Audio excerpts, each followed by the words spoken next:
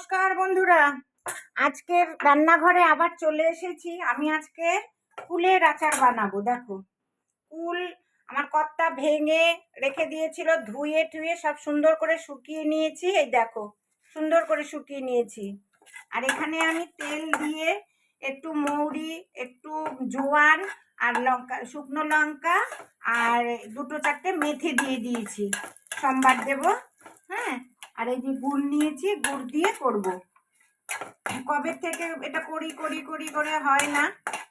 মেয়েরাও খুব ভালো খায়, আমিও ভালো খাই আচার। এর আগে তেঁতুলের আচার করেছিলাম, তোমাদেরকে দেখিয়েছি। একটুখানি গরম হোক, মশলাটা ভাজা হয়ে গেছে। এবার কুলগুলো দিয়ে দিলাম। দেখো, একটু সামান্য হলুদ দেব, কেন হলুদ না দিলে আমার মা ঠাকুমা বলতো জীবাণু যায় না, তার জন্য একটু হলুদ দিলাম।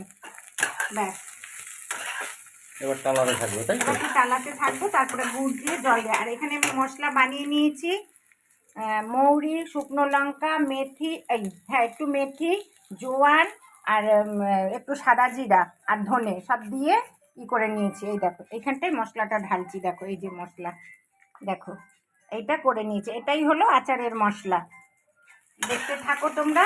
দিয়ে দিচ্ছি, অল্পই এখন দেব, পরে লাগলে আবার দেব। একটু দিয়ে দিলাম, দিয়ে একটু নাড়াচাড়া করে একটু জল দিয়ে দেব। দেখো,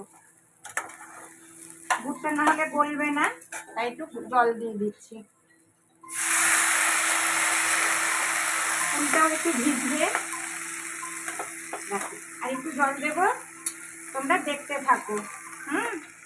কি অবস্থা হয়েছে। আমি এখন মশলাটা দেবো না, আর একটু পরে, একটু গুড়টা একটু গলুক, তারপরে আমি মশলাটা দেব।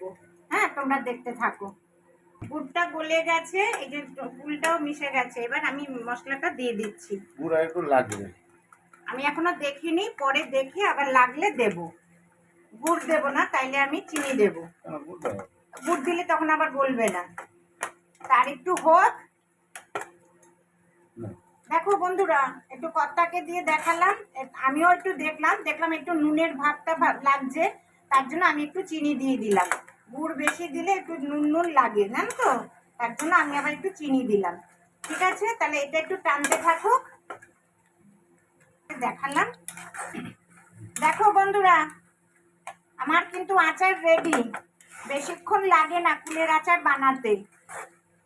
সব জিনিস যদি রেডি থাকে আর কুল ধুয়ে, আমি কুলগুলোকে এনে ভালো করে হাঁটিয়ে নিয়ে দেখি পোকা আছে কিনা, তারপরে আমি আচারটা বানাই। তার জন্য আমাকে অনেকে অনেক কথা বলে, ওগুলোকে ভাঙতে হয়, এই করতে হয়, যে হ্যাঁ, নাহলে ভেতরে পোকা থাকে না। আমার কর্তাই বলে ভেতরে পোকা থাকে না থাকে, আমি কি ওই শুদ্ধই করে নেব? রাস্তাটা সেটা হলো আলাদা, দোকানের কেনাটা, তাই না বলো? তা তোমরা কে কে খাবে কুলের আচার? কালকে এসো, আজকে না। কালকেও আসতে পারো, আজকেও আসতে পারো। আজকে অতটা ভালো লাগবে না, কেন ভেতরে আজকে ঢুকবে না। হ্যাঁ, কালকে আবার এটাকে জাল দিয়ে তারপরে আমি বার করব। আজকে তোমাদেরকে দেখিয়ে দিলাম যে আমি আচারটাকে এইভাবে বানাই। আমার মা অনেক রকমের আচার বানাতো, সত্যি কথা। এইখান থেকেও অনেক ভাগ হবে। ঠিক আছে, তাহলে আজকের মতন আমার রান্না আচার সব শেষ।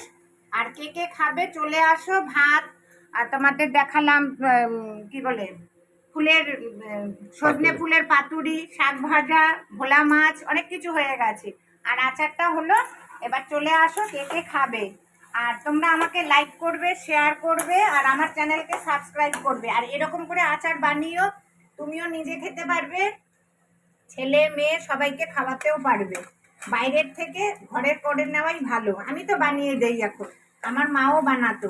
তাহলে রাখছি, নমস্কার। আর আজকে কড়াই থেকে নামাবো না, কালকে আবার একটু গরম করে তারপরে নামাবো। ঠিক আছে বন্ধুরা, তাহলে রাখছি, নমস্কার।